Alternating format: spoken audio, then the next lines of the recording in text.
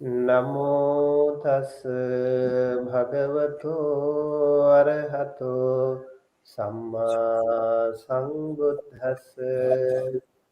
Namo tassa bhagavato arahato samma sambuddhassa. Namo tassa bhagavato arahato samma sambuddhassa. Honor to him, the Blessed One, the Worthy One, the fully enlightened One. My utmost respect to the perfectly enlightened Samma Sambuddha, the noble doctrine of the Buddha, and the noble Mahasangha, the disciples of the Buddha. Hello, dear Dhamma friends. Welcome to the week number 4 of our special Dhamma talk series with Venerable Watagoda Maggavihari, the Vice President of the International Institute of Theravada. Under this weekly Dhamma talk series, we will cover up some really important topics on Theravada Buddhism to help benefit our community around the world. I certainly believe this collaborated effort by Dhamma USA and IIT is going to open up more horizons of Dhamma knowledge among our community. We are so delighted to have Venerable Maggavihari's contribution for this series, as I'm confident that he is one of the most capable young Sri Lankan monks who has been amply trained with both Dhamma knowledge and practice. Dear Dhamma friends, please mark your calendar every Sunday at 7:30 a.m. Pacific time, 10:30 a.m. Eastern time, and 8 p.m. Sri Lanka and India time to get more benefited. Kindly check with Dhamma USA and IIT YouTube channels and Facebook pages for more updates. Okay, kindly post your questions in the comment sections of our YouTube channel so that we can answer at the end of the talk. Without further ado, let me invite Venerable Maggavihari to start his Dhamma sharing. Please pay your due attention seriously to achieve maximum benefit from today's Dhamma sharing. Sadhu, sadhu, sadhu. Thank you very much, Bante, for your introduction and also inviting me to give a Dhamma talk on on this in this series, which is being held by in collaboration by IIT with the collaboration of Dhamma USA. I think we did some 3 Dhamma talks previously. First was about the Eightfold Noble Path. Then we discussed about the causes of accomplishment, Iddhipada. And in the last talk, we discussed about the Fourfold Refuge, including our own effort, own intentions to practice or progress in the path. Today, I thought of shedding light upon some one of the philosophical aspects or notions of the Buddha's teachings. That is about how the cycle of rebirth happens, continues, and what is the mechanism by which one would get rid of this rebirth. One would get out of this cycle of rebirth. For that, it would be a quite abstract topic, and the biggest hindrance to understand this topic would be the self-view, the notion of self. Because being sentient beings who have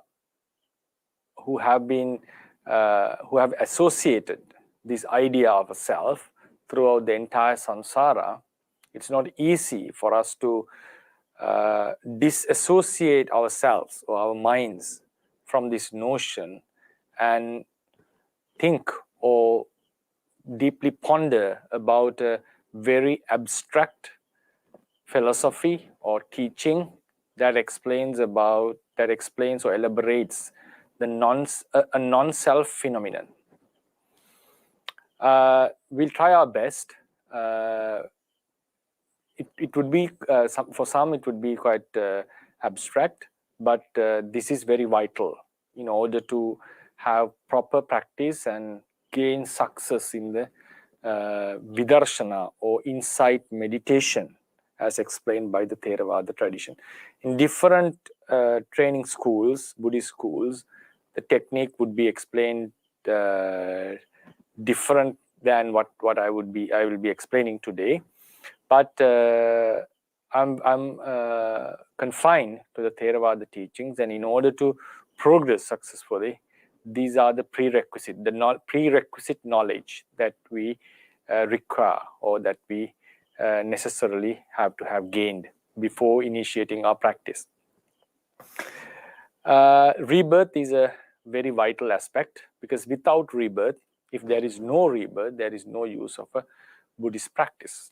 Because it can be utilized to live a good life if this is the only one and only life that we will be experiencing. Yes, it will be useful even applying the Buddha's teachings, but the core essence or the main purpose of Buddhahood is to get rid of rebirth. That's what the Sumedha, the ascetic, during the dispensation of Buddha Dipankara, aspired to. He had the opportunity to get enlightened and finish off his cycle of rebirth, not to be born again. But he discarded this opportunity for the welfare or for the sake of other beings, to help them to get rid of samsara in his final rebirth. During the samsara also, he has helped many beings to get out of samsara during his practice, during his era of practicing in various dispensations. But his main aim was to become a Buddha, Samma Sambuddha, and to preach this path to beings as much as possible. Therefore, the main idea, the essence, we can call the essence of Buddhism is attaining. The main goal of Buddhism is attaining the liberation, which is called nirvana. Why do we need a nirvana? Because as a phenomenon, the cycle of rebirth keeps on continuing regardless of our wish. Buddha has mentioned, Jati Dhammanam Bhikkave Evang Ichcha Uppajjaya. To the beings who are about to be born, like us, such a wish may occur. Aho Vatamayang na Jati Dhamma Assama. It's good, or it's better that we would not be born again. We would not have a rebirth. Nacha Vatako Jati Dhamma Assama. Nako Panetang Ichchaya Pattabang. So, but that state of non-rebirth or not having a rebirth cannot be attained by mere wish. It has to be attained through a certain practice. Therefore, despite our desires, even though we manifest or tend to have a disliking towards birth, the phenomenon still continues. The phenomenon still continues as long as the causes prevail within our stream of aggregates or within our aggregates.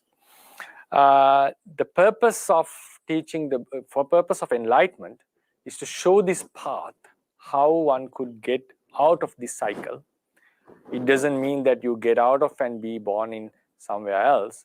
It's just to stop this recurring process. Recurring means after we die, we are born again, and then we get aged during that life, and then we are born again, and still this keeps on happening, recurring as a phenomenon.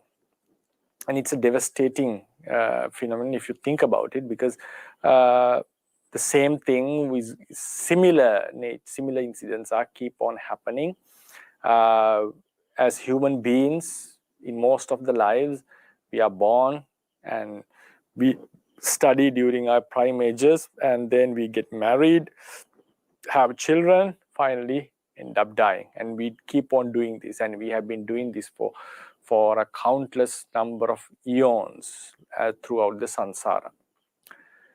This phenomenon is the main problem that ascetic Sumedha had, and he had the desire to stop this phenomenon and to have the utmost peace, the cessation of this recurring process. Then after practicing for eons immensely and ardently, he was capable of attaining the wisdom that revealed him how to get out of this samsara, and also capable, he had the capacity to teach others in order to achieve the same result that he had attained under the Bodhi tree. So we call him a Samma Sambuddha. Our purpose of following his teachings is also ultimately to get rid of this samsara. In order to get rid of this samsara, we should know why this samsara is happening. Because I would use the word happening because it's a process. It's sort of a phenomenon. In order to get rid of this, in order to stop this, we need to know the causes. First of all, we have to keep in mind, we are not stopping a process that is continuing, because within the process, each and every moment, mind and matter rise and pass away. According to Buddha's teaching, it rises and passes away. New occurrences are happening every moment during the process in our lives. So when I mention the process, I'm referring to the sentient beings, not referring to the outside immaterial world or inanimate, not immaterial, inanimate. I'm not referring to the inanimate world, referring to the sentient beings who have both consciousness and matter. As the Buddha revealed or explained or taught, this life of a sentient being is a combination of two processes, the mind process and the matter process of matter process we can call. Within the process, each and every moment, rising and falling happens constantly. To the places where something passes away, new things are added, new realities are arising. So the process continues regardless of the momentary passing away. It's like the generation of civilization or generation of human beings. The fathers, ancestors pass away, the children, the offspring continues, and they become parents and they give birth to offspring, and they would eventually pass away while the offspring continues their generation. So as a generation keeps on continuing, while the representatives have occasionally, eventually passes away, and they are replaced by new beings. So likewise, within the process, mind and matter passes away, and they are replaced by new mind and matter. But ultimately, the process is connected. The previous elements of mind and matter have a great effect or causal relationship with the subsequent or following minds and matter. Therefore, we take it as a one lineage or a one process or a one generation. So what the Buddha has instructed, the Buddha's purpose, the Buddha's instructions was not to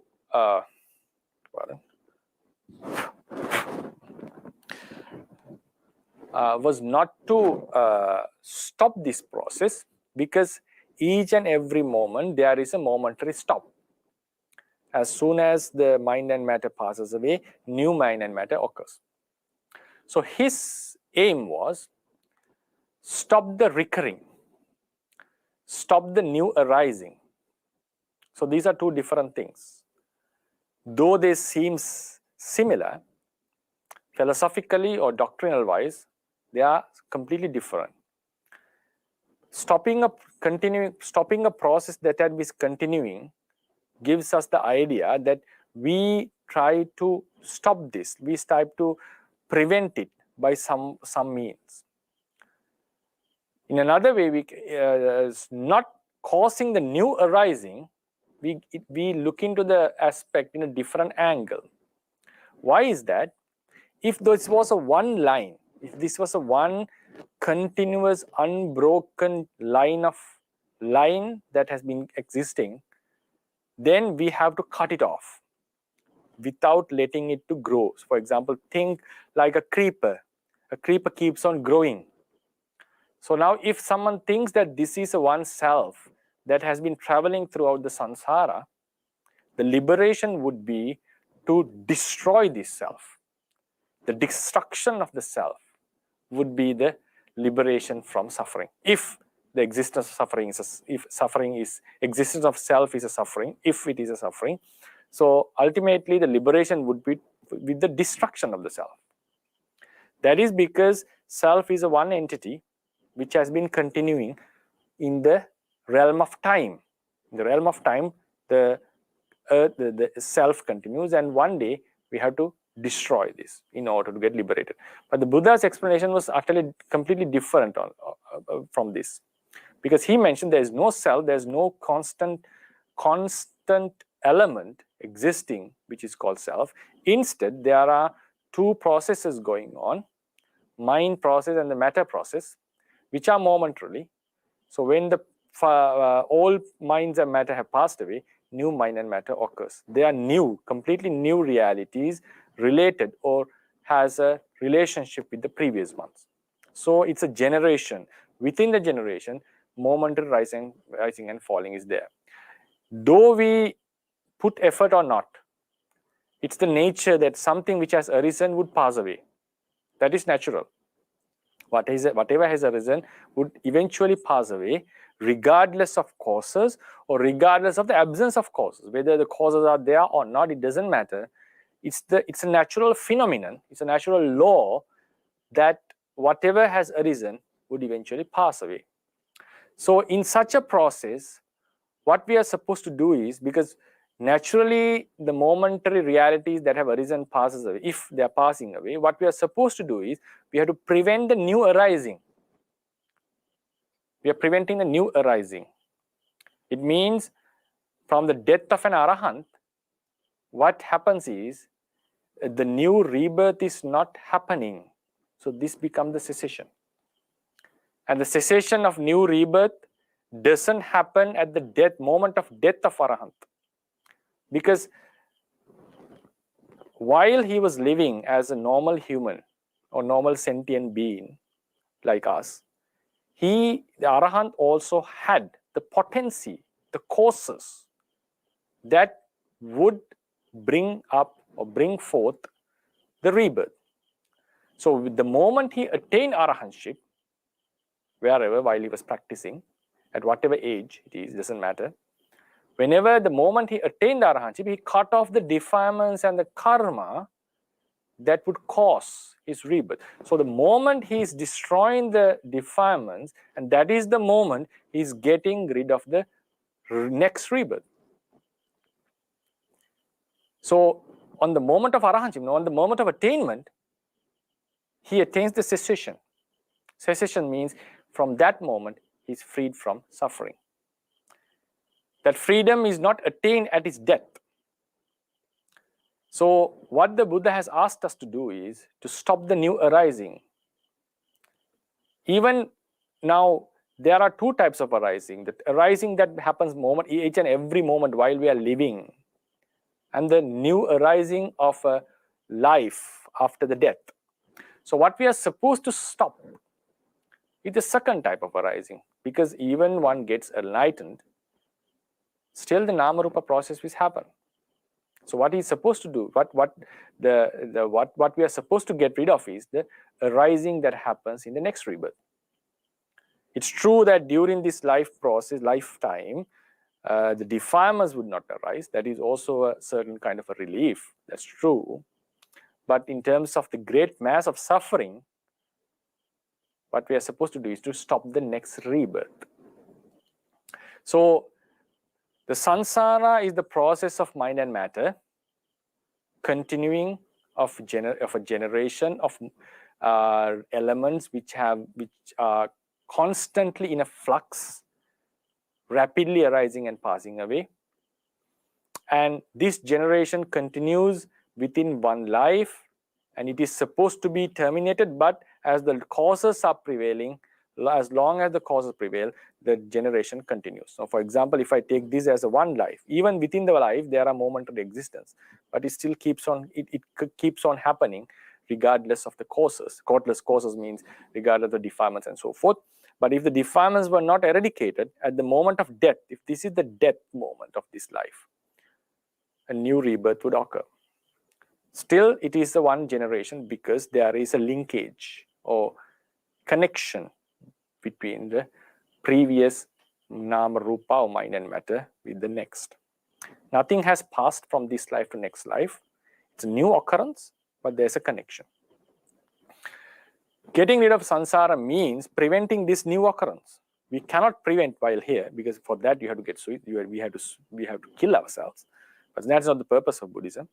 So this, while this is continuing, we are supposed to get rid of it. Now think this: if this is the present life, this is the present life. So we are here, for example. Our life will continue regardless of our attainment. So what we are supposed to do while here, to get rid of the causes, which causes the next rebirth. So that is the purpose of Buddhism, in a nutshell. So how do we do this? For that, we need to know why this new occurrence is happening, new rebirth is happening. There are mainly three causes. First and foremost, I would call foremost in the sense of causes would be Abhija, ignorance, not understanding the truth. Then the most prominent, most powerful, most influential is craving, and the most proximate, the closest to this rebirth is karma. So there are three main causes: ignorance, craving, and the karma. Karma is sort of the seed that would causes the next rebirth. It produces the next rebirth. According to Buddhist teachings, the life of a sentient being, life of any being, is a production of a karma. With good karma, due to good karma, we are born in good abodes. Due to bad karma, we are born in woeful realms, which we call dugati, blissful states, sugati. The life is produced by karma, and also it sustains due to karma. It doesn't mean that everything in life is determined by karma. The lifeblood of someone's life, right?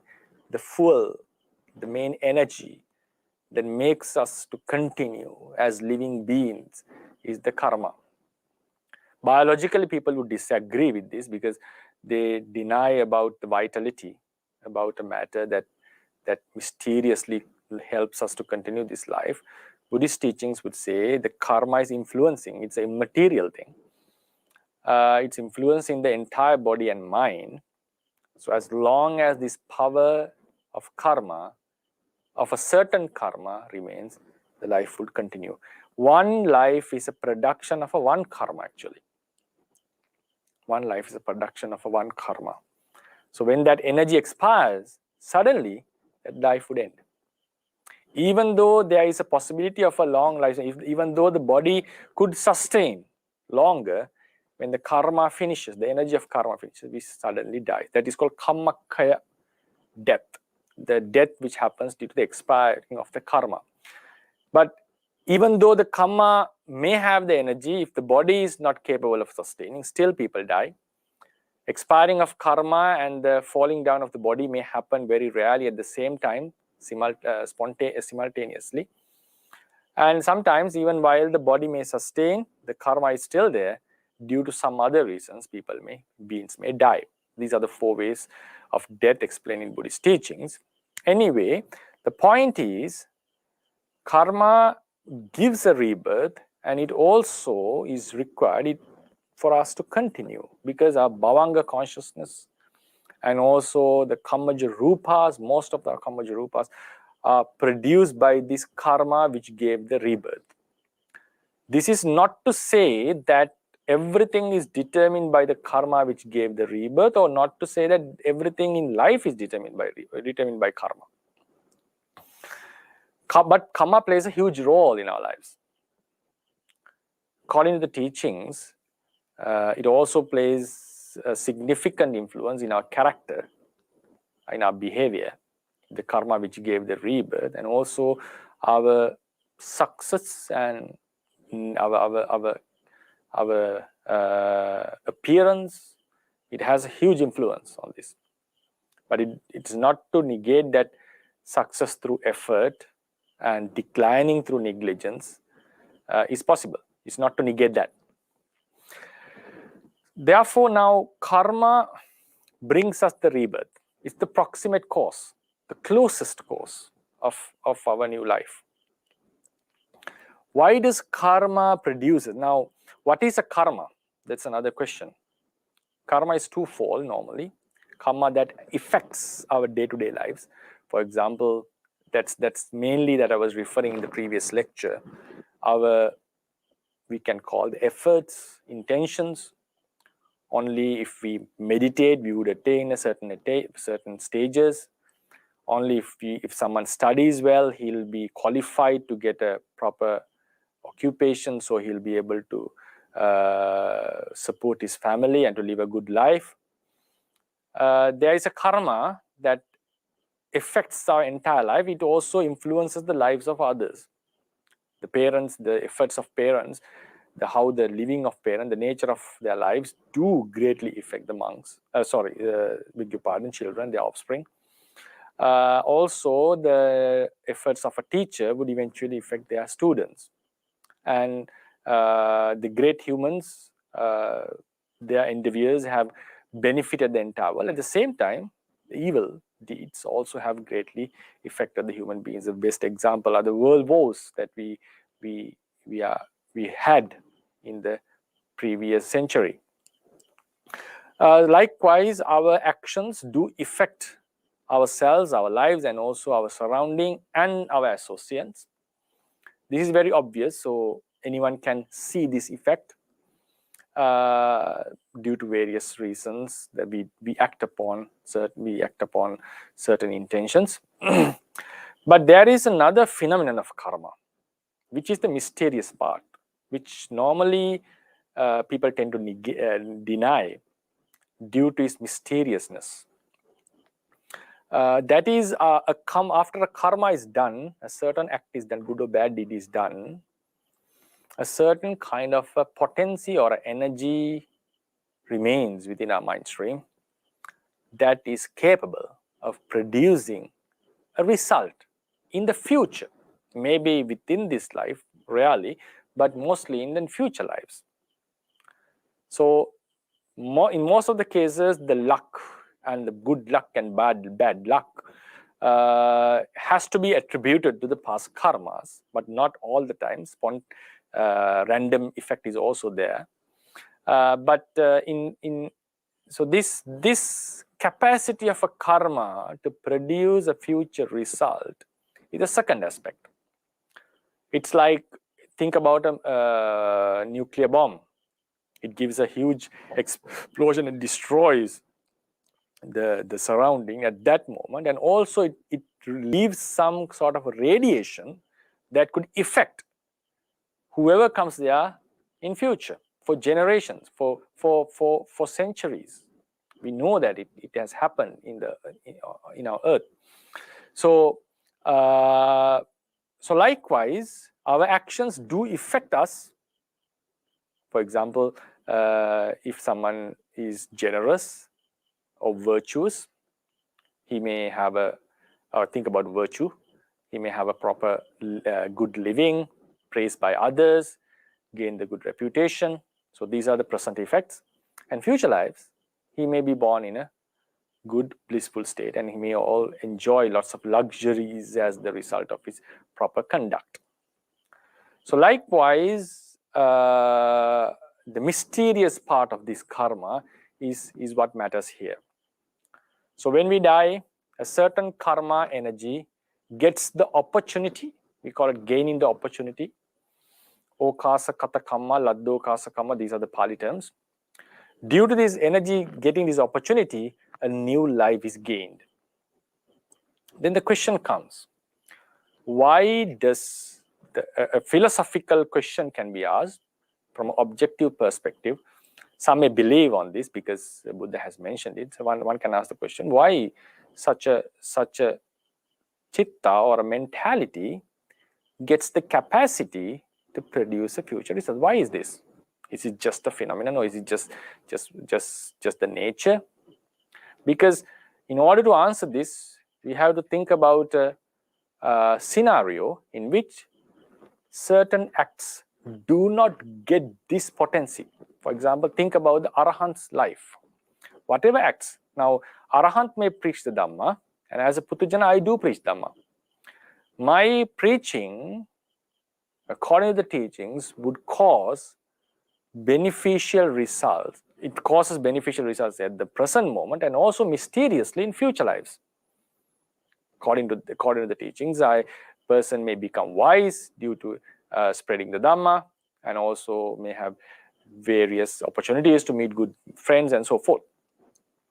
But if the same discourse was given by an Arahant, even at a greater level, with much elaboration, much clarity, still that act will benefit at the present time, but it will not give a mysterious type of a benefit in future, like it does in my case. So what is the difference? Both were acting on the same field or doing the same act of sharing the knowledge that we have. But in the case of Arahants, there are some causes were missing. According to our teachings, that's the craving, the desire. So when we have the desire, which is latently present in me, is no more in an Arahant.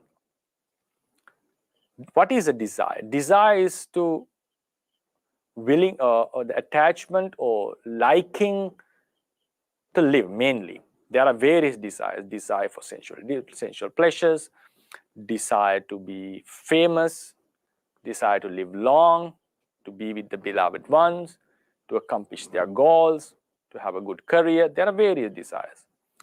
But a fundamental type of a desire is that every being, each and every being possesses, is the desire to live, to continue this life. Think it in this way. Now, we have been living for, some would have been in 20s, 30s, 40s, 50s, whichever age limit you are.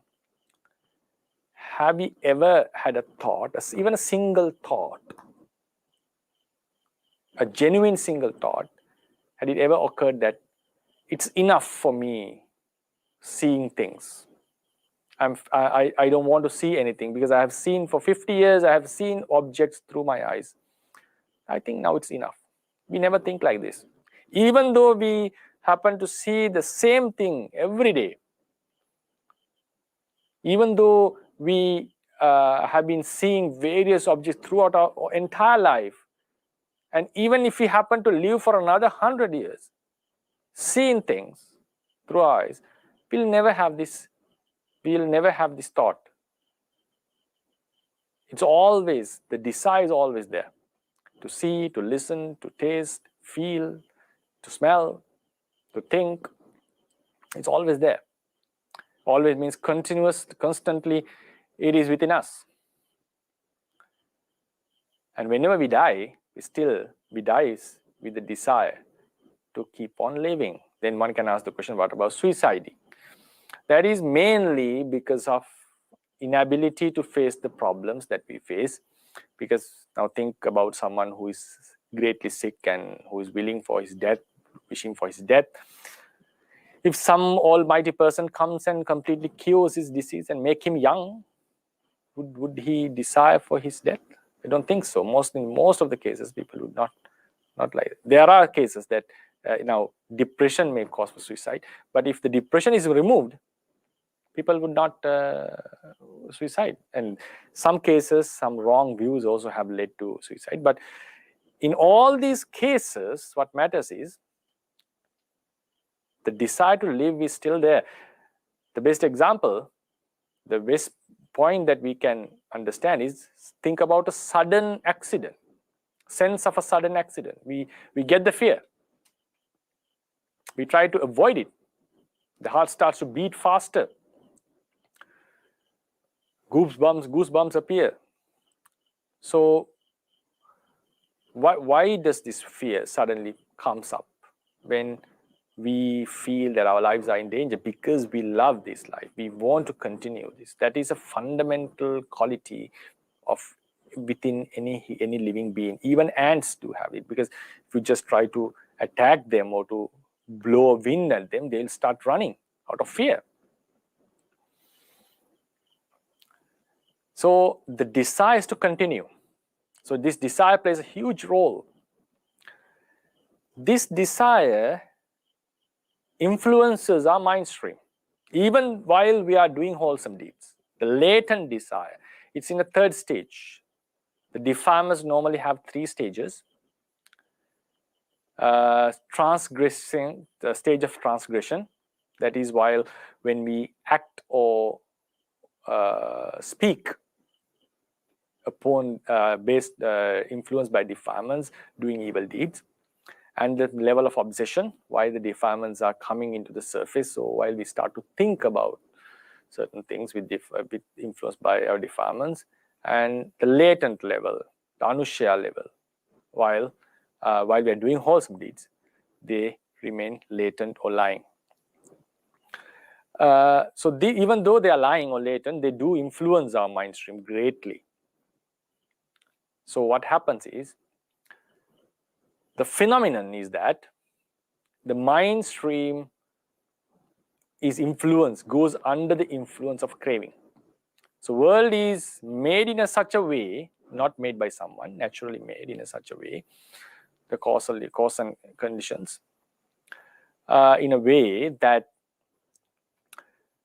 it is happening, the process is happening in order to fulfill this desire.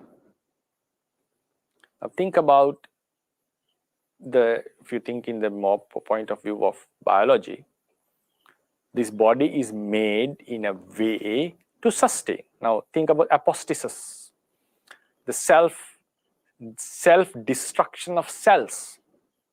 The body cells do destruct themselves. Suicide. For what? If they do not suicide, they may turn into cancerous cells, and eventually this organism would die. So this process is made in such a way to continue, not to stop. Even biologically, it is made in such a way, because evolution-wise, not in Buddhist perspective, why we got eyes, why we got ears, that is for the sustaining. They were necessary, sort of necessity, and due to the natural selection, the ones who had the better opportunities survived. The ones who didn't have that opportunity eventually wiped out, according to the theory of evolution. So it's also obvious that the organisms are made in a way for them to sustain. Even scientifically, you cannot explain why is that, because there's always a limit to the questions. So now think, even biologically this is occurring in such a way. Now think in the Buddhist perspective, at the craving for this, there is a desire to continue. Even the natural world is happening, is in a starter state to continue. Now think about sentient beings. When this immaterial desire is present, it greatly influences our lives. So life is made to continue under the influence of desire. So the desire to live is satisfied by the help of karma. If karma was not there, just mere desire would not be able to produce a life. Desire is just the wishing or willingness or the liking to continue. That desire is fulfilled by a different element which has a different capacity. That is the karma. So eventually one can postulate the argument why certain acts, why our acts gets the capacity to produce a new life. It's because it's influenced by desire. When that influence is no more in Arahant, that same act he does, the same karma, would not produce a new result. Therefore, karma gets the ability or capacity of producing a new life due to the influence of desire to live. So in order to prevent this rebirth, we have to stop the karma giving a rebirth. For that, we need to remove the desire. Then the next question comes, a very sharp one. Okay, one removes the desire, so he's not creating new karma. What about the past karmas that were done? Because they were done in a time where the desire was present, so they had the capacity to give results. So how about them? Yes, they do have the capacity to give results. That's sure. That's why even after being Arahant, we still get the results. So they do not lose that ability, that's for sure. That's why the best example is Buddha even had to experience akusala vipakas and immense of kusala vipakas that we don't mention much. And even Moggallana had to undergo great suffering in his last moment. Yes, the past karmas were done at a stage, at a time when the desire was present in our mind, so they have the capacity to give results. But the thing is, even those karmas, additional point, even those karmas to produce a new life, the karma itself, karma gets the capacity to give a result in future. That capacity is earned because of craving, but it also, in order to produce a new life, it also needs the support of craving. Because if without the support of craving, this karma doesn't have that, the mind stream would not continue. Because another point is, at the moment of death, normally the mind stream would eventually fade away or stop because it's weaker. Why this dying mind stream is boosted and brought up and it happens to continue after death? One is the karma, which gives the result. The next thing is mind stream is the strength of the mind stream is elevated or brought up by this desire to live. So it's a sort of a pressure that the mind stream gets. So eventually it does not fade away due to being weak. It starts the new rebirth. Therefore, in order to produce a new rebirth, karma needs the support of craving. It's not only that the craving is responsible for the karma to get the ability to produce result, it also needs the support of craving to give a new rebirth. It's not for the effects within that life. That's why Arahants do get the results of past karmas. They are not producing new karmas, they do get the result of past karma while they're living, but not a new rebirth is made. So therefore, craving is also necessary for the new rebirth. So what we are supposed to do in order to prevent the next rebirth, we have to prevent the karma. That cannot be done as long as craving is present. So we have to remove the craving. Then another philosophical aspect I would like to mention, because tanha pacca upadana, upadana pacca bhavo. This craving is supporting the karma. And also we have to mention about the influence of wrong view, which I'm not going to explain today because it would make the discourse much longer. But we know a causal relationship called Abhija causes Sankhara. That's also very vital. The Theravada perspective, how does Abhija contribute to Sankhara? It's due to the Sankharas of non-Arahants like us has an extra effortful nature.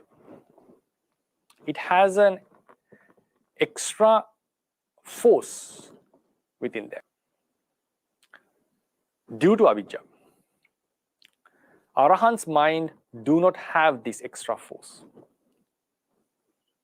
Now, I would give a simile for this. Now think about someone who had undergone it at his childhood, who had undergone a trauma or some abuse or whatever, some bad experience. If that was very strong, even at his adulthood, without his conscious, he would be acting a little bit weird in certain situations. Because when similar environmental conditions come up, he would behave a bit differently due to the influence, due to the experience that he had in childhood. So normally, if such unnatural behaviors are presented, we take them to psychiatrists and they do the psychotherapy and they find out what happened in their childhood. Then they enlighten or teach them and remove their fear or disliking to it. And then after removing that defilement or whatever dislike or fear, whatever it is, then they can be natural. Then in other situations, they would, in similar situations, they will have the capacity to act natural as other humans. So what was the cause for this unnatural behavior? That is the ignorance. Because how do we remove it? Because we had the fear and so forth. It was removed by enlightening or teaching him. This is just an incident and it's already past and you don't need to worry about it. This is natural in the world. It happens to many people. So when such teachings were given and he gets enlightened, he removes his defilement.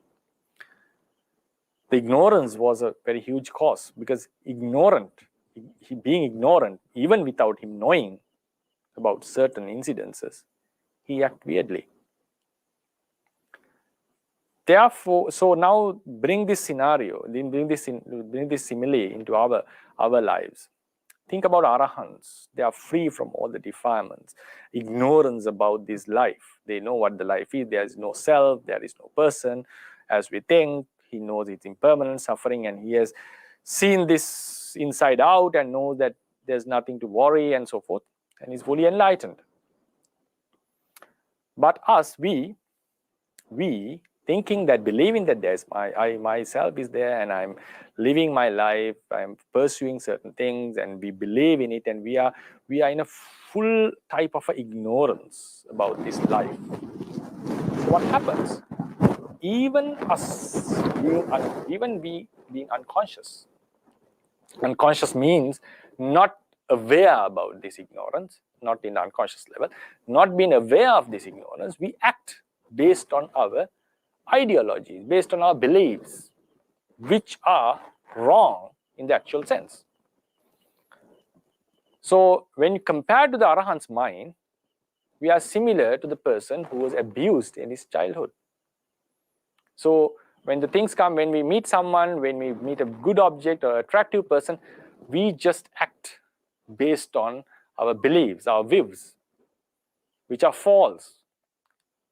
So Arahants do not have these kind of intentions or behaviors. Why is this? Because of our ignorance. Even while we are acting wholesome, doing wholesome deeds, still this ignorance is influencing us. Without being aware of it. So only when that ignorance is removed, our behavior becomes normal. Normal means would become not affected by it. Like a person who has undergone a psychotherapy afterwards would behave naturally in such scenarios, similar incidences, would face similar incidences with much confidence.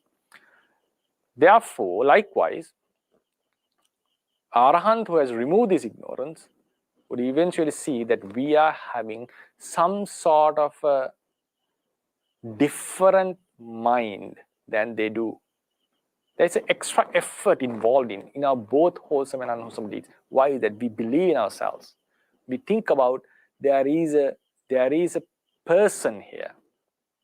So even while we are doing good deeds, some sort of extra effort is there. It can be felt only when we compare to the mind of an Arahant.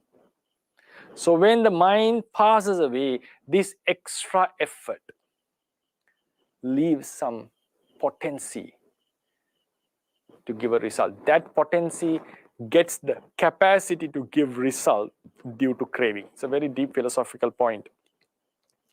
The capacity of resulting is due to craving, and that capacity was left, or capacity was like also had that extra sort of effort was given to that due to ignorance. So ignorance, craving, both are responsible for karma to give results. Now we focus again on craving. Why does this phenomenon process continues? Because of the craving. Craving is pushing, giving a lot of pressure. Why do we crave this life? Because we think it's a good thing. We think it's the best thing, actually. We like to live. We like to experience the reality. We like to pursue our goals, live our life, have a good career, to be famous, to be liked by others. Why is that? Is it something, is life is something, such a thing in the ultimate sense? Yeah, conventionally, I would not say, I'm not saying that it is bad, but in the ultimate sense, it has no worthy at all. It's just a non-self process going on, rising and falling, continuous flux. And there is nothing to be taken as mine or myself or I. It's just nama and rupa processes are continuing. So when you get, and also this process undergoes lots of hardship, lots of troubles, aging, getting sick, dying, separation from beloved ones, getting mixed with the ones we don't like, and occasional lamentation, sorrow, physical pain. It's full of suffering. There is a certain pleasure. That's why the human life is a blissful state. But eventually, mostly, it ends up in suffering. The thing is, it keeps on happening again and again. So, and also it makes it worthless, because we have been doing and achieving, becoming kings for countless times in samsara. So when we have this enlightening view, we think, oh, what is the use of this continuation of nama and rupa if eventually there is no one called I? So the craving reduces, the attachment reduces. In order to completely dispel this attachment, we have to thoroughly investigate this inside out and know that there is nothing to be attached in this life, in this samsara. In order to do that, we have to have the insight. We have to dispel the ignorance, remove the moha, delusion.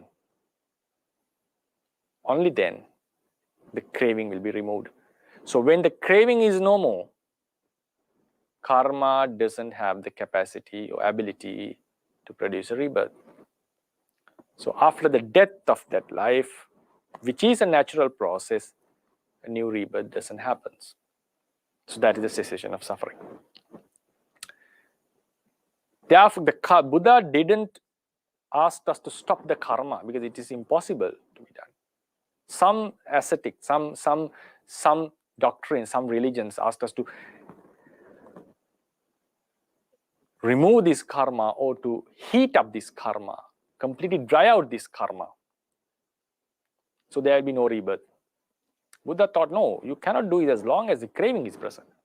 And some said, okay, just get rid of all the sensuality, just prevent, be apart from all the objects that arouse our sensuality, that are appealing. So mortificate your life. So they were introducing self-mortification, also with the intention of drying up the karma. And Buddha thought, no, craving cannot be just removed by these means. In order to do that, you have to find out the cause of craving. The cause of craving is ignorance.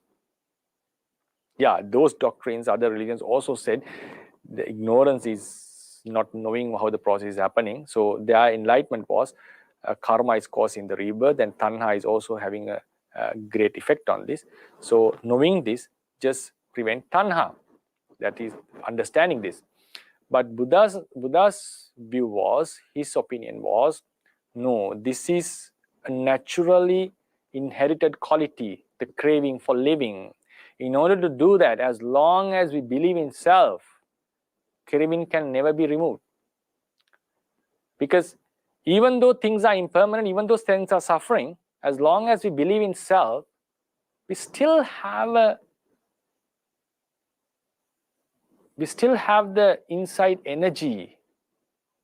We still may get the feeling to go or to strive, because I am there. Even though the entire world is full of suffering, that it is impermanent, we'll always find that, okay, as long as I am there, I'll try to enjoy this as much as possible. I'll try to accept this reality as it is, because even momentarily satisfaction would be enough, because that's how we live, because we know we are going to die one day, but still just want to enjoy as long as we live. So therefore, the craving can never be fully removed as long as we believe in self.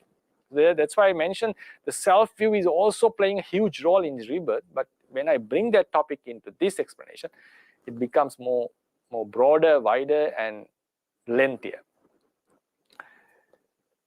Therefore, some religions taught you have to dry out the karma, you have to prevent the arising of craving.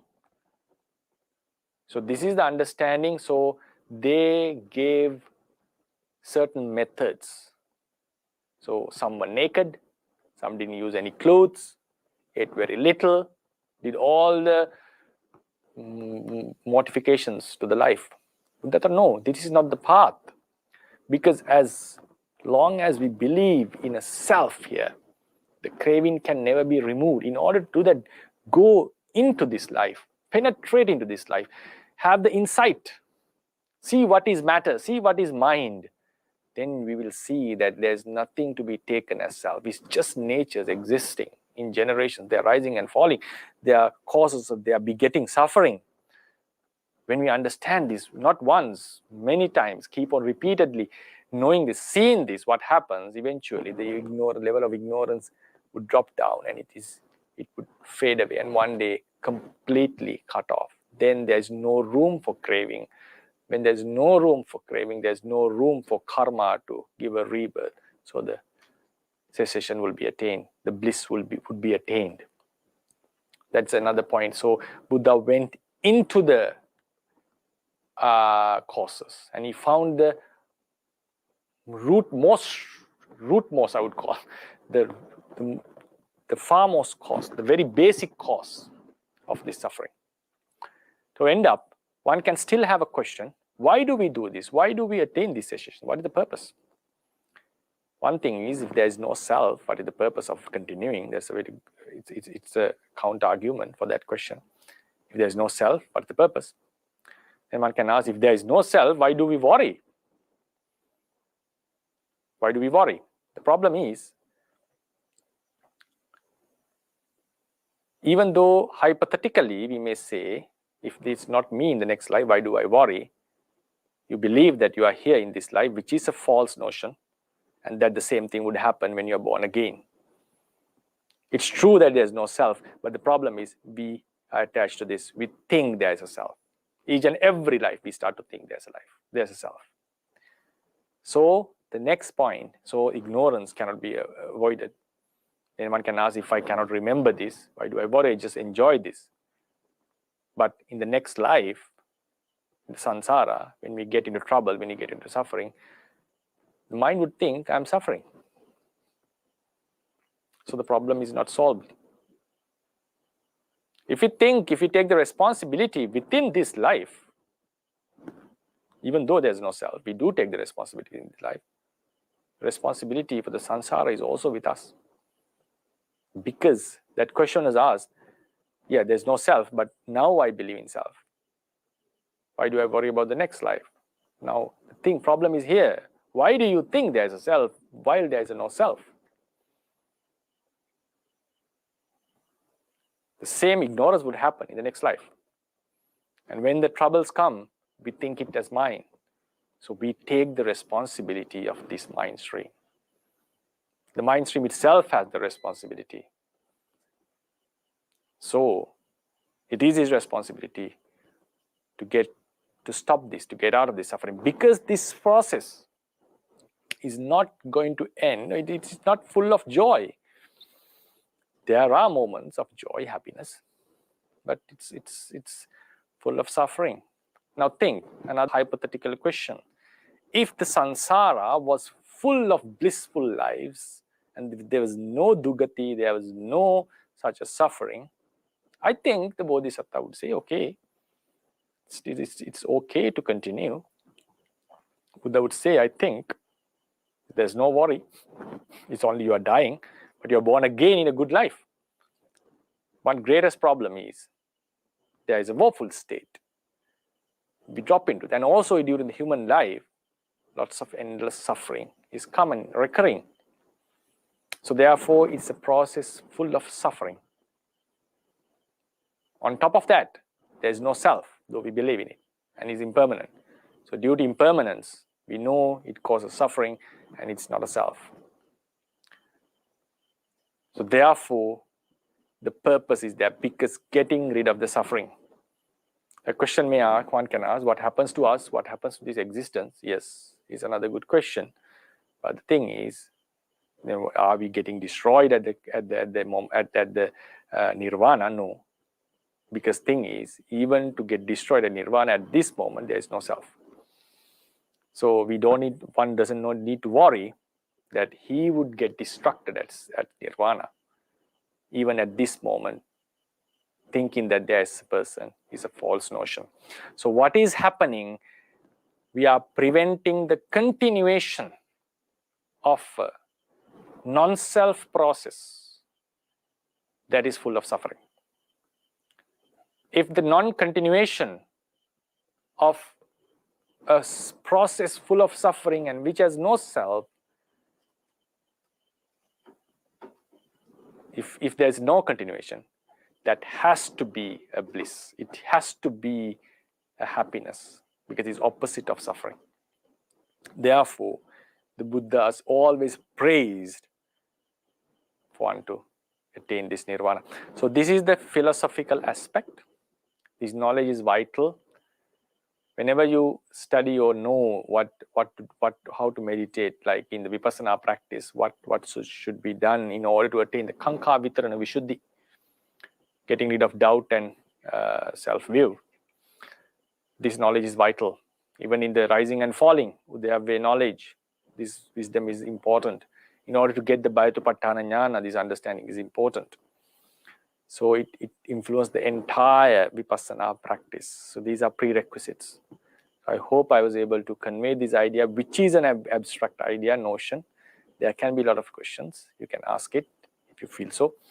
And I would conclude my lecture and wish that all of us, if anyone wishes to continue, that's his wish. If ones who wish to get rid of this samsara, be able to attain this blissful state, which is called nirvana, by removing the ignorance. So eventually removing craving and also preventing the karma. So wish you all the best, and thank you for listening.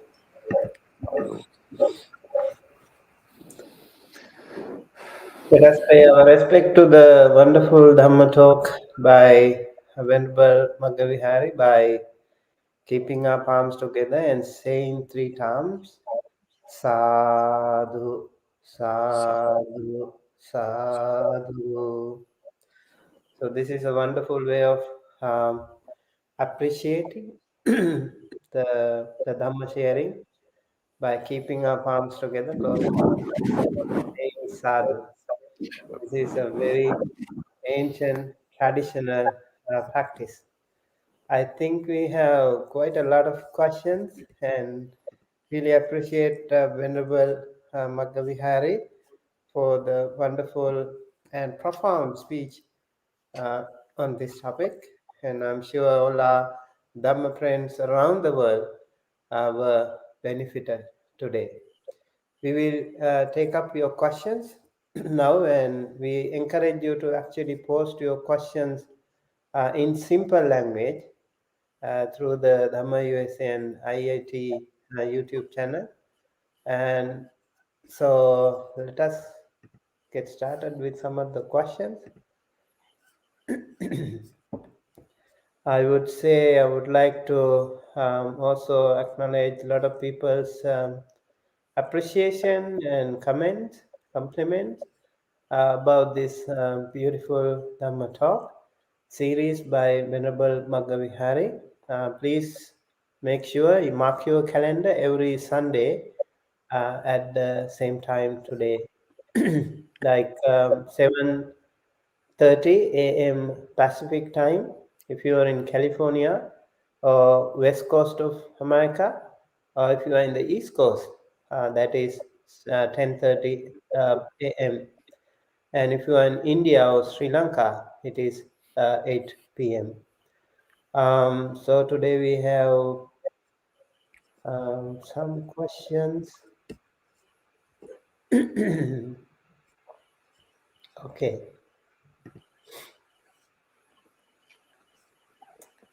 I think we will get this question by Gita. Gita has been continuously appreciating all our Dhamma services. The question here, Bhante, is karma a universal law? Thank you, Bhante. Thank you, Gita, for your good question. Karma. The word for law in Buddhist teachings is niyama. Another word can be dhammata, dhamma niyama, and sometimes pakati. So all these are the Pali terms that can be used referring to laws. Karma niyama means, when you say karma, karma is just the action that we do, mainly the chetana. There are 22 realities that can represent karma according to Theravada tradition. Out of them, the most famous is chetana. In some deeds, 3 virati, while we abstain from unwholesome deeds, act as karma. In the mental acts of Abhija, Vyapada and Miccha Ditti, respectively, Lobha, Dosa and Miccha Ditti act as the karma. In those acts, Chetana is not that much significant. And in the wholesome side, Anabhija, Avyapada, Miccha, Samadhitti, Alobha, Adosa and Amoha acting as the karma. And according to 2 sutras given by Buddha about 4-fold karma, 8-fold noble path, and also 7 bojjhangas have also been explained as karma, mainly which are associated with the path consciousness. So these are the karma. Normally we refer to chetana. The phenomenon is karma, after it has been done, it is capable of giving vipaka. This is a phenomenon. This is not a reality. Realities are karma and vipaka. The happening of vipaka due to karma is the law. Is it universal? Yes. For all the sentient beings, it's a universal law. What are the requirements? If a certain act, according to Theravada teachings, if a certain act is being done with strong minds, we call javana chittas, stronger minds. If a certain act is done with stronger mind, which has the intentional power, sabhya para, which is not produced by a past vipaka. It means the intention to act is present at that moment, right? So if a chetana or an intention, while we are acting with strong minds, in a mind stream, if our latent craving and ignorance is not eradicated, that's a vital point. If craving and ignorance are not eradicated, all the acts we do as non-arahants, the chetana gets the capacity to produce a result. So in the reverse order, when these two defilements are completely removed, the chetana by which we do the acts doesn't get this capacity. Vipaka dhammatang anagamma, how we say in Pali. It doesn't come into that capacity of producing a vipaka. So I'll sum up the karma. If that karma is done, it produces result, vipaka. This is a phenomenon. What is the requirement for this karma to produce the result? It has to arise in a mind stream where the latent defilements are not removed, and also that chetana should be in a mind, a stronger mind, which we call javana chittas, and with the intentional effort we call sabhyaparata. So if such a chetana arises in any sentient being, regardless of his abode, the world he's born into, if such a chetana arises, that is a natural law that it would produce results in future. But it is not a must that every karma would give results. If it gets the opportunity, it will give results. But still, even though it doesn't get the opportunity, the capacity is there to give a result. So it's a natural law.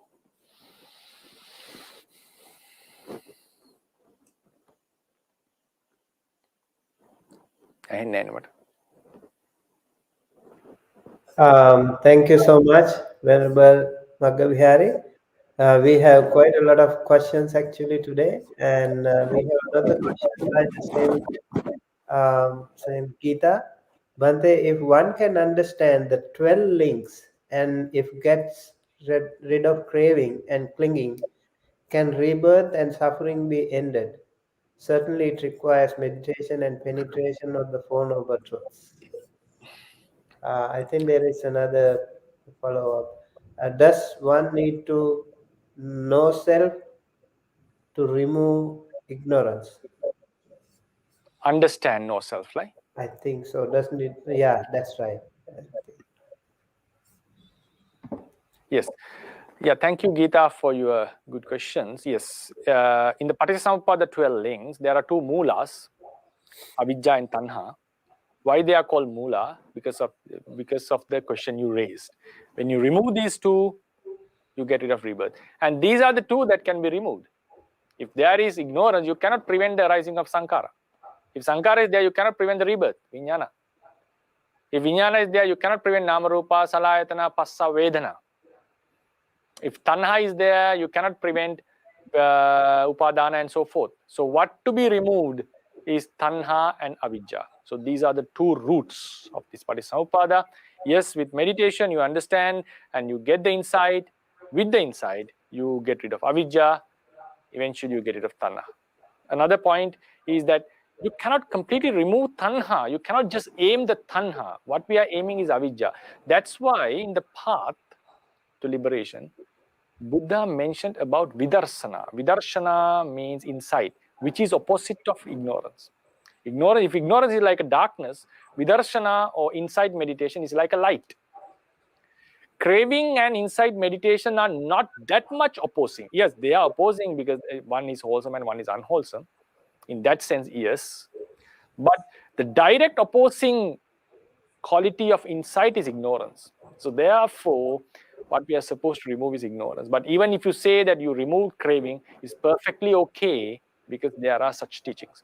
And finally, does one need to understand non-self to get rid of ignorance? Yes, to the level of removing ignorance, destructing ignorance, removing the latent tendencies, one has to understand non-self. That's why I mentioned the Dhamma talk.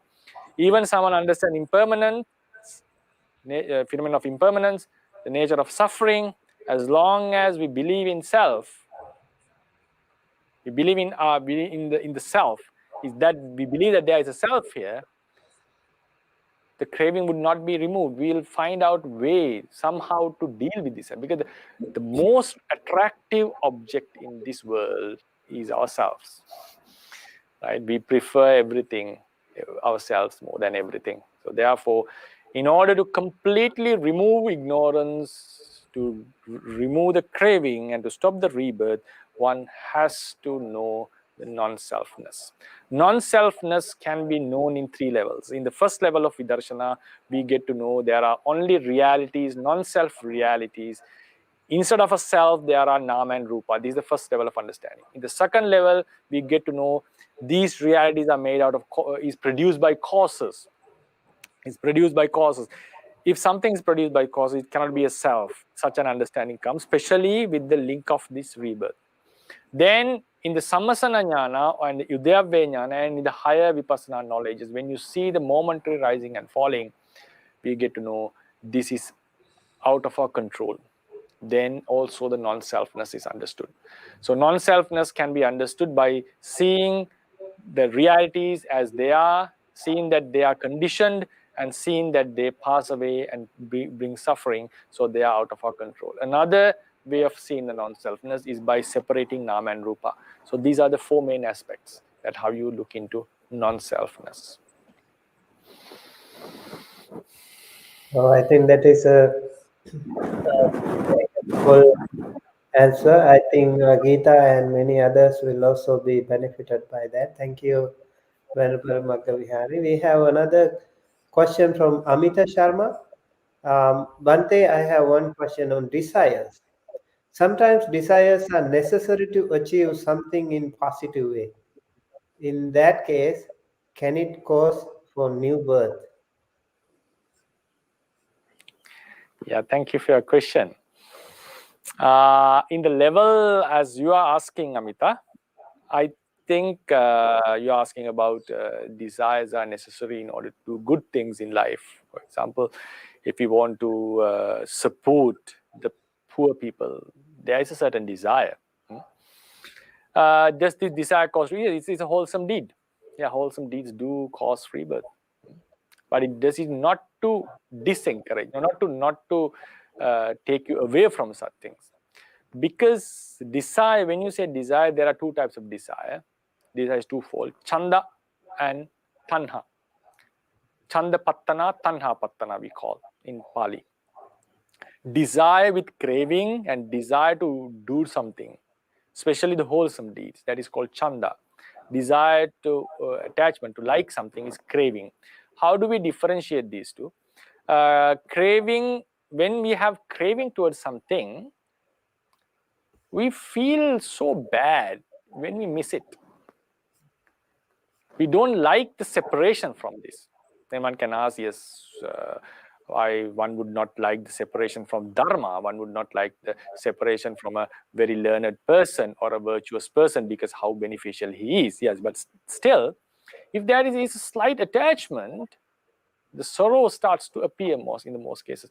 So therefore, to differentiate, to understand the craving, the best way is that it doesn't like the separation. Then the desire to do good things. Sometimes we get the desire of craving to do good things. Buddha has mentioned this in some sutras. Tanhang nisaya tanham pajahati. You get rid of tanha based on tanha. Manang nisaya manang pajahati. You get rid of conceit based on conceit. Why? What is this? Some get the liking to attain nirvana. Some gets the liking to be an arahant, wish to be an arahant. In the beginning stages, this is very supportive. One who has strong conceit doesn't want to do bad things, and because his name would be spoiled. So due to mana, sometimes we practice sila. It's good in that sense. Because in Netti, in the book of Netti, this tanha, this mana, which is supportive to wholesome deeds, has been explained as kusala tanha, kusala mana. It's not ultimately wholesome, it's unwholesome. The reason the commentary gives, because it causes for wholesome deeds. So this craving to do wholesome, this conceit to do wholesome, even though ultimately they are unwholesome, they are somewhat beneficial. Buddha would not completely crush this and ask one to not to have such a game. But he mentions, but in the end, when you reaches the highest levels, like Vipassana stages, Sankhara Upekha, Udayabhya Jnana, you have to get rid of even that craving. That craving for enlightenment, craving for nirvana also has to be removed in the end, but it's very helpful in the beginning. But the thing is, desire is like the thing. The point is, desire to do something is not is trifle here. What I was mentioning, the desire to live, as long as bhava tanha, desire to live is present, whatever act we do, good or bad, gets the capacity to give rebirth. So doing good things, doing bad things, desires, they are trifle in that sense. The most important and the fundamental is the desire to live, bhava tanha we call, bhava trishna. In other words, as long as it is present. Now think about an anagami who is next to an arahant. Even his consciousness, even his vipassana consciousness, even his vodhana, sometimes we call gotrabu, but the word is vodhana, his vodhana consciousness still gets the capacity to give a result. So therefore, as long as the craving for living is present, we cannot prevent the karma. So then someone asks, how can we get it? Yes, it's like this. Now, if you are stuck in the middle of a mud pit, if you want to get out of it, there's no choice. You have to walk upon the mud. You cannot just jump from the center to the out. We have to walk upon the mud. So this walking towards the edge is doing good deeds. Therefore, always good deeds are encouraged. Vipassana is encouraged. While you are doing vipassana, even you accumulate good karma. There is a potency, according to Patthana, even these karmas have the capacity to give rebirth, give life, give vipaka, but they are leading towards the destruction. So therefore, we have to undertake such acts, because eventually, at their culmination, when we attain the Magga Chitta, these craving defilements will be completely cut off. It's like you walk upon the mud, with the help of mud, you get closer to the edge, and suddenly you jump out of the pit. So therefore, as long as the craving to live is there, our acts become karma. Okay, thank you, Venerable. Amita, I think if you want to become a Buddha or Acheka Buddha or Arahanta, you still have to fulfill paramita. So you need to have some kind of a. It's not really desire in that sense, I think, but we need to have those positive determination, energy, so that we can continue our spiritual journey. Okay, we have another question from Kathy Chiu. Does the desire mean anything we want and wishes to have? Yeah, thank you, Kathy, for your question. Yes, it's another subtle point that we have to clarify. I was not referring to all the desires. As I mentioned in the previous question, there are two types of desires: chanda pattana and tanha pattana. I would translate this tanha as craving, chanda as zeal, Z-E-A-L, zeal, the wish to do something. Chanda, the zeal can appear in unwholesome acts and also in wholesome acts. Yeah, so desire in the unwholesome side, it's a wish to get something, and also it's a wish to do something pleasurable, something which brings us enjoyment, something we like. So how do we know that we are liking something? We frighten its separation. We do not like to be apart from it. That's the time that we should know that my mind is influenced by desire. Then craving, influenced by craving, right? I'm referring to the unwholesome side. In the other side, chanda pattana, it can appear with the craving as well. Just forget about it. We'll focus on the wholesome side. We have desires to do wholesome things. So this chanda zeal is mostly to desire to do something, and also to desire to get something that is beneficial. I'll come to that point. Now, if someone has a desire to become a Buddha, to become a Pacceka Buddha, as Bhante mentioned, these are called chanda, kusala chanda. We have a zeal, wanting to achieve something very great.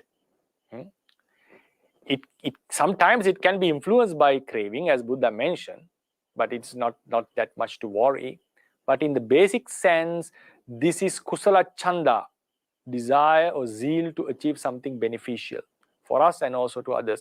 Now think about a desire to listen to Dhamma, desire to preach Dhamma, desire to support others, help others. These are called kusala chanda. And then we also have, sometimes this chanda can appear towards things. Now think about, we are planning a donation. In order to give a donation, we have to gather the stuff, right? We have to gather the food. Only when the food is there, we are able to offer the monks or someone. Now think, if this food was eaten by mice or taken away by someone, we don't feel happy about it, right? We would protect it. We would guard it. Why is that?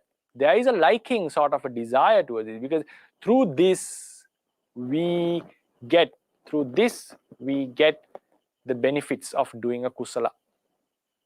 We get the benefit of doing a kusala. Now, the simile is given, the archers, ones who shoot with the bow and arrow, they do collect, they do like their arrows. Why is that? Because by throwing or shooting them, they may earn something from the king. The king would pay them. But these arrows, why do they collect them? They are supposed to throw them away. They are supposed to shoot them, and they're not going to get it back. But still they like it, they want it. Why? For the benefit of gaining a salary. This is the simile. So likewise, the chanda patthana, the wholesome desire, may also like certain things that are helpful for us to accomplish wholesome tasks. So to sum up, the unwholesome desire comes mainly to get something that we like, certain people or certain things, maybe a new phone or a new car or someone we like, and also do certain acts, maybe sexual, sensual, or whatever, going for partying and all this. So it can happen, the desire to do certain things and to get some things that brings us pleasure. Then the wholesome desire, the zeal, chanda, is mainly to do certain good things, like to practice meditation, to listen to Dhamma, to become a Buddha, Pacceka Buddha, or to attain, work or walk on this path. And also this desire sometimes is directed towards certain things that are beneficial for us to do wholesome deeds. This best example is the food that you collect in order to offer someone. You are not going to eat it. You are not going to enjoy it. But still you protect it. Why is that? You have a certain liking towards this. That is, only when I guard them, tomorrow I'll be able to offer this to Sangha and get a great merit. So likewise, the wholesome desire may also be directed towards certain things.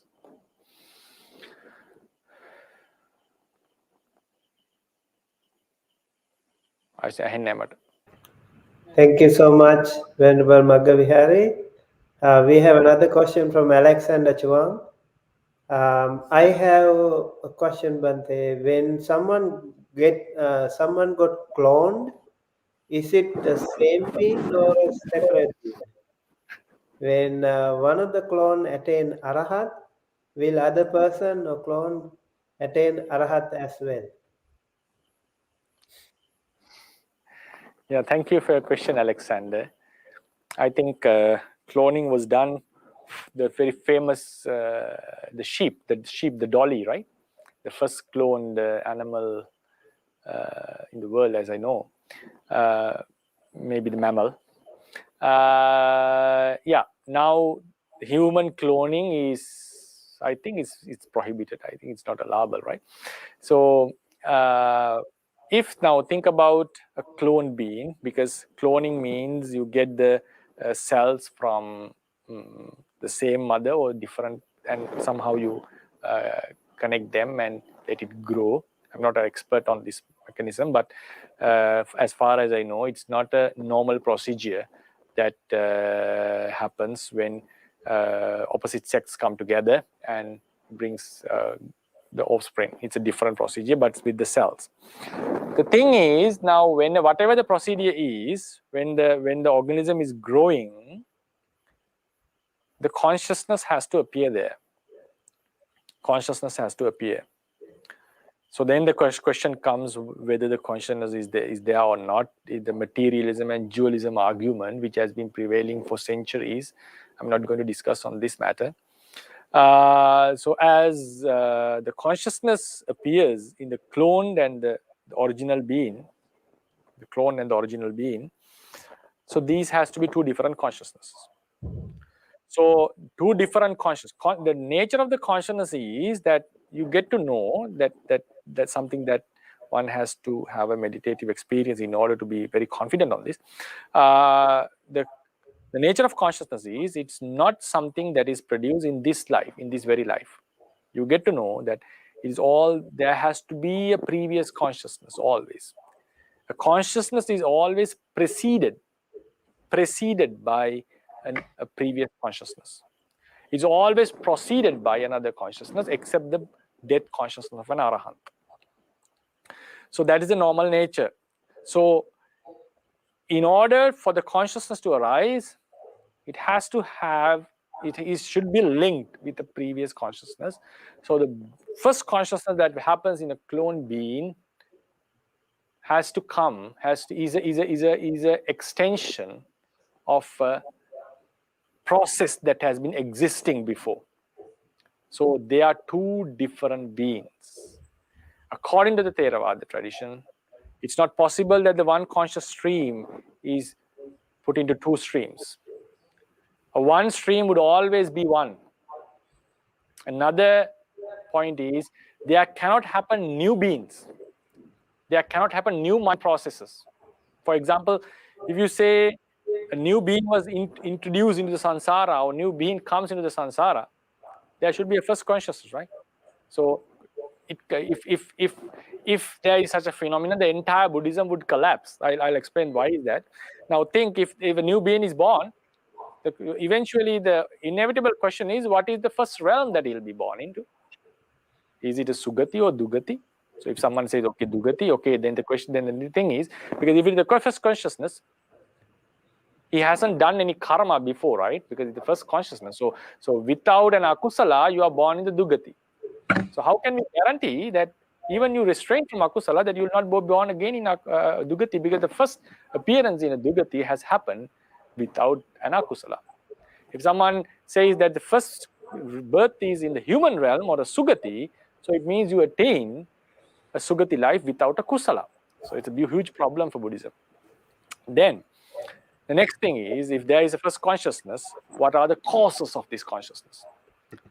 So because we know that during the process, the causes are nama and rupa, and this consciousness had no nama rupa prior to that. And what are these causes? This consciousness is so special. So why the subsequent consciousness are different? Why do they need the support of a consciousness while the first consciousness doesn't need? The most dangerous thing is, now think, you attain nirvana. How do we attain nirvana? By removing the causes. Tanha, Abhija, and karma. When you remove the causes, you attain nirvana. There is no more suffering. But now think, if someone was born newly, that birth has happened while there were no causes. Right? That starting has happened while there were no prior causes. So now after you attain nirvana, what is the guarantee that you get that this mind process would not reoccur again? Because the first consciousness has happened without causes. So even after you remove the causes and attain the nirvana, while there is no causes, again the mind process would start up. Right? So therefore, the idea of a new being is never appreciated in the Theravada tradition. And Buddha says that you cannot find a beginning to this samsara. So therefore, one mind stream would never be two, and there's no new mind streams happening. Eventually, if you look from the Buddhist perspective, a clone being is a different being. So even the mother attained arahantship, there's no benefit for the son. Even the son attained no benefit to the mother, because there are two different mind processes going on in two different bodies. Yeah, thank you so much. I think in Buddhism, we have a lot of magical things like this, like the Buddha himself was creating his own form in some ways, and then he was meditating back and forth. And then we remember the story of Chulla Pantaka, where he created so many just like clones. Yeah. Yeah, those are all magical clones, right? Yeah, some of them are also fascinating. But in science today, what they are doing is something completely material and physical. So still, yes, then they need to have a consciousness different, right? Yeah. Maybe Venerable Maggavihari can address this one later on. We have another question from Kathy Chu. How can we stop the bad karma growing? I suppose the question is about bad habits, right? Bad karma growing means the past karmas or the karmas that we are doing at the moment? Let's take it. It looks like whatever karmas do you have, you keep growing those karmas, bad karmas. So how to stop those bad karmas from growing? Say someone is having a lot of negative energy, negative emotions, and then how do we stop those bad energies from growing? Okay, thank you, man.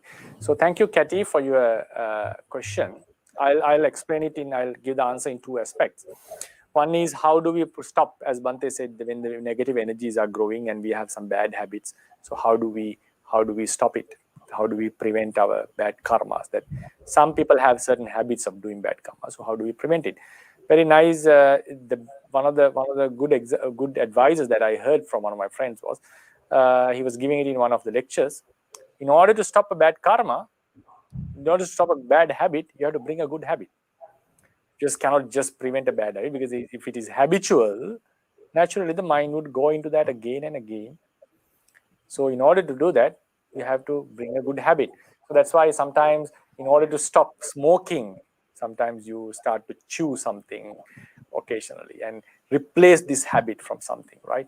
So that's how we normally get. So in order to do that, instead of just trying to prevent some bad habits that we have, we better adopt good habits and start doing new good things. So eventually, your mind starts to disassociate badness and starts to feel the bliss of the goodness, good deeds that we do, and starts to enjoy it. And the most important thing, in my understanding, is to experience the spiritual bliss. When you experience the bliss of being virtuous, bliss of generosity, bliss of being kind to others, then you start to enjoy it. Why are we addicted to bad habits? Because we get the enjoyment through that. But the enjoyment that we get through wholesome deeds are much blissful and much pleasant and very, very appealing and tranquiling. So therefore, replace the bad habit with a good habit. For example, if someone has doing some habit at a certain specific time, we can adapt some other activity, or gardening, or watering, or supporting someone, or listening to a Dhamma talk, whatever. Then when we stick on to that, eventually after some time, bad habit would not grow, it'll dwindle, and we'll get the good habit growing. And then how the past karmas, bad karmas, are prevented from affecting us. There's no other way that we have to do with the prayoga sampatti. Prayoga sampatti. Prayoga sampatti means always do the good things. Because As I mentioned, the past karmas, whatever karma, good or bad, should get the opportunity to give a result. A karma which didn't get the opportunity cannot result. Otherwise, if all the karmas are resulting without an opportunity, this would be a huge mess. Only when the karma gets the opportunity, it is capable of giving a result. So how do we create the good opportunity for good karma and bad karma? There are 4 ways, out of which 3 are out of our control. Our birth, when we are born into a good abode, blissful state, good karmas come forth. When you are born in a woeful state, bad karmas come forth, and we cannot change it. We are born in a good abode, so it's a good life. Human life is a good state. Then our appearance, attractiveness of the appearance, that may also cause good attractive persons, past karmas may come forth. Not attractive person, ugly person, the bad karmas may come forth. That also is something which is out of our control. Like maybe we may do a plastic surgery and change that, which can affect to some extent, but in most of the cases we don't go into such options. Then the kala sampatti and vipatti, that is also twofold: the nature of the weather and the governance by the rulers. That is also mostly out of our control, how the politicians or the kings rule our country and how the weather behaves. So if everything is good, it's considered as a good time, so the good karmas may come forth. And if it is a bad thing, then the bad karmas may come forth. Then the final is in our control, payoga sampatti and payoga vipatti. That is having a good behavior.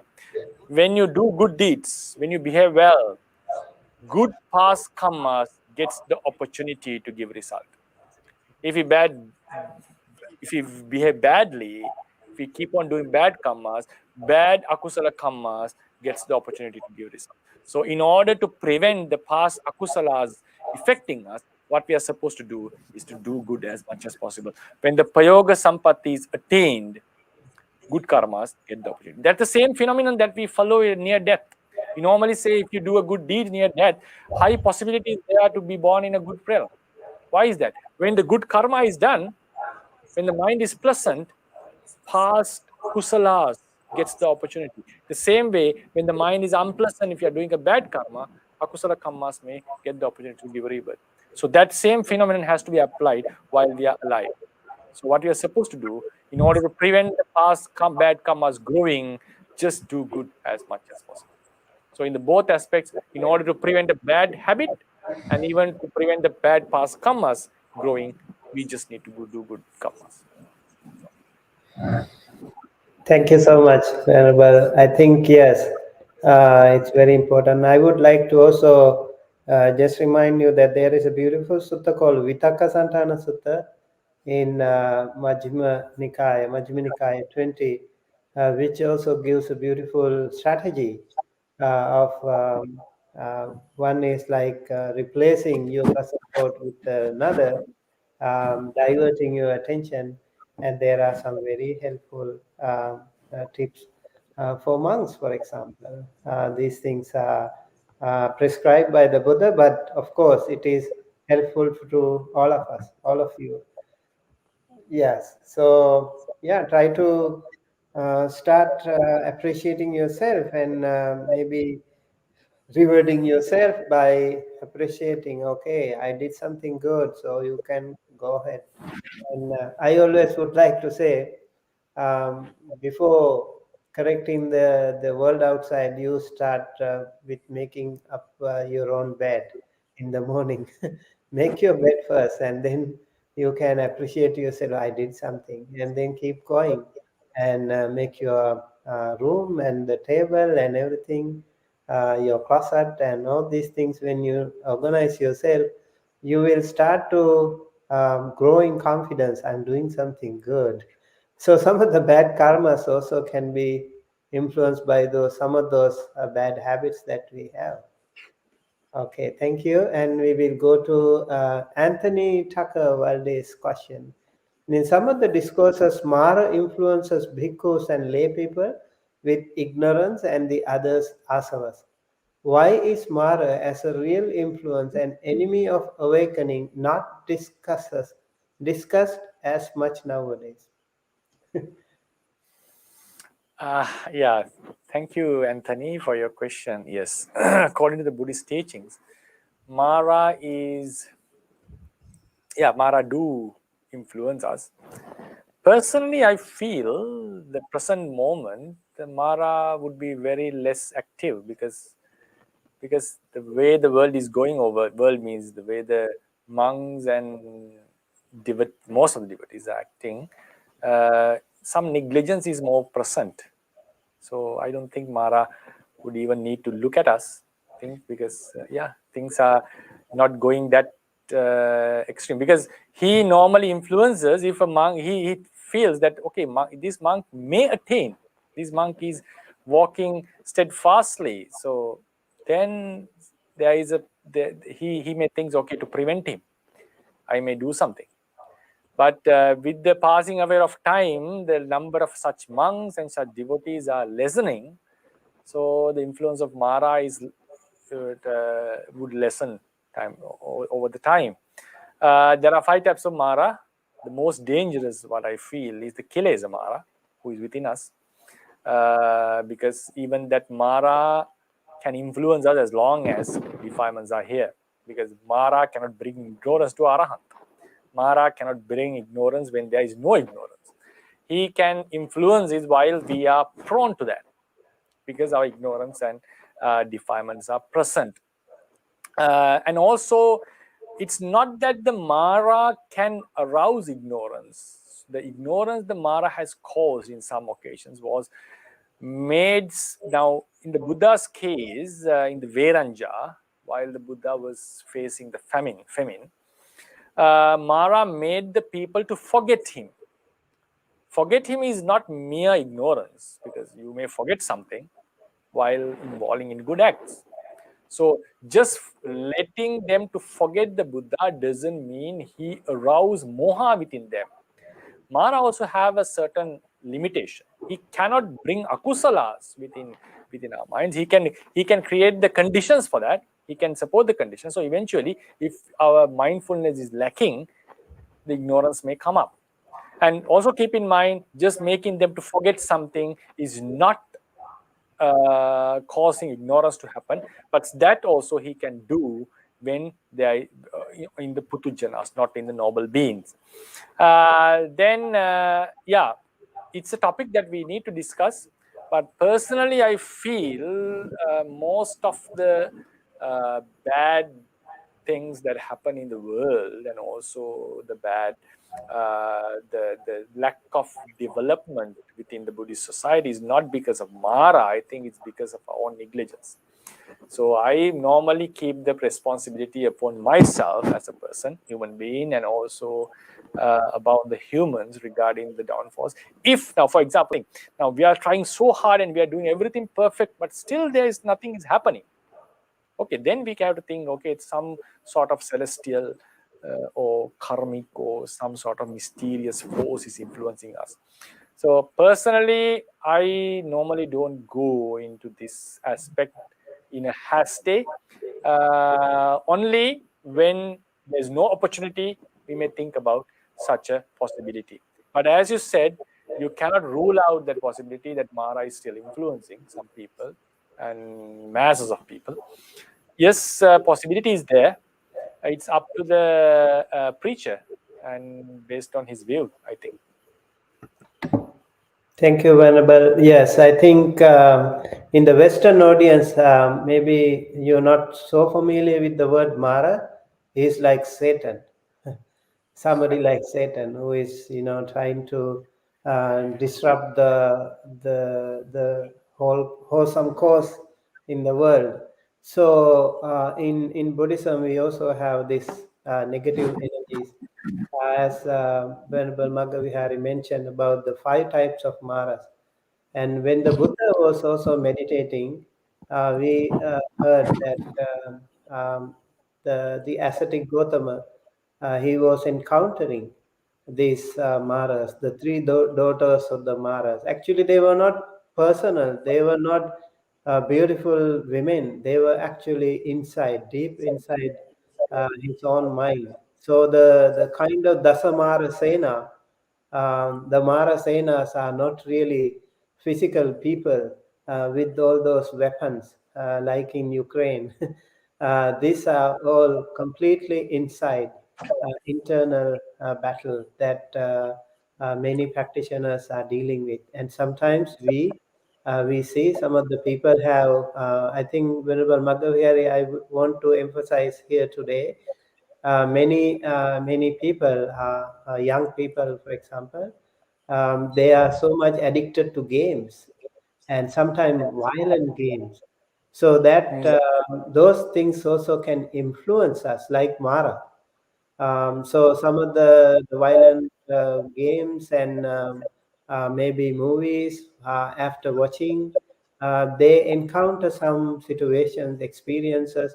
They are kind of possessed with those things. So difficult to get rid of them. So you are actually inviting Mara. You are creating conditions for Mara to come and influence you. So be careful. And all these bad habits can really give some opportunity for unwanted guests to come and influence you. So this is a very important thing.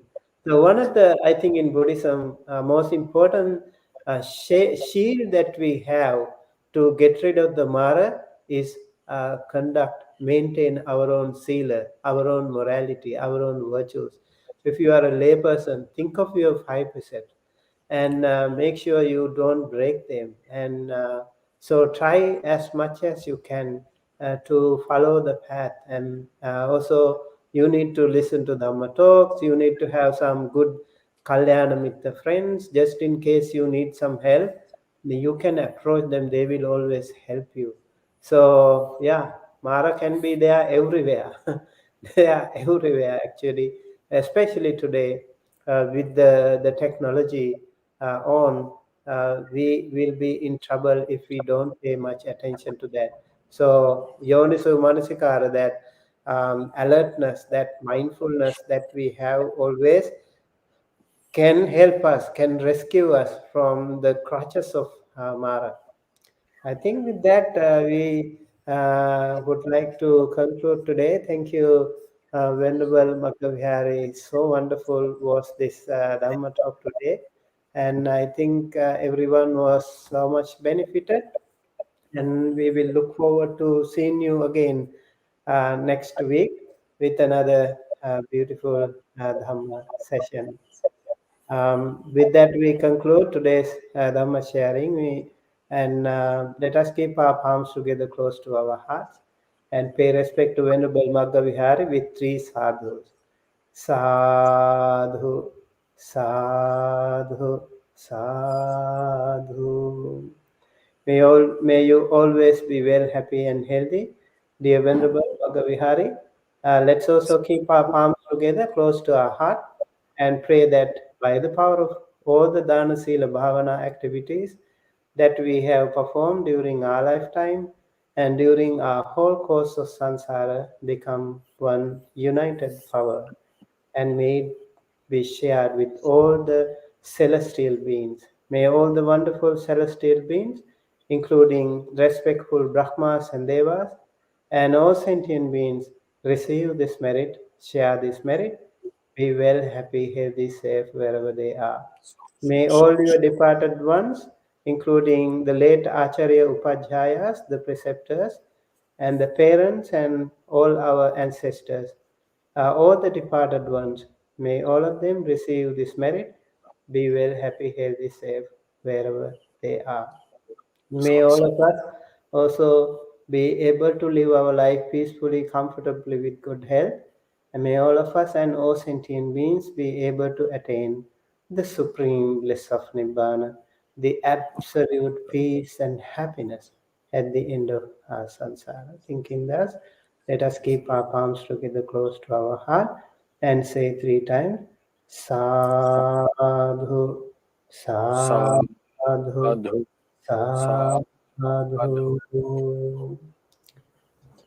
Sabbitiyo vivajjantu sabbarogo vinasato mate bhavatvam ayo vidikayuko bhava Bhavatu sabba mangalang rakhantu sabba devata sabba buddhanubhavena sada sotti bhavantu te Bhavatu sabba mangalang rakhantu sabba devata sabba dhammanubhavena sada sotti bhavantu te Bhavatu sabba mangalang rakhantu sabba devata sabba sanghamanu sada sotti bhavantu sadhu sadhu Sadhu, sadhu. sadhu. Thank you so much.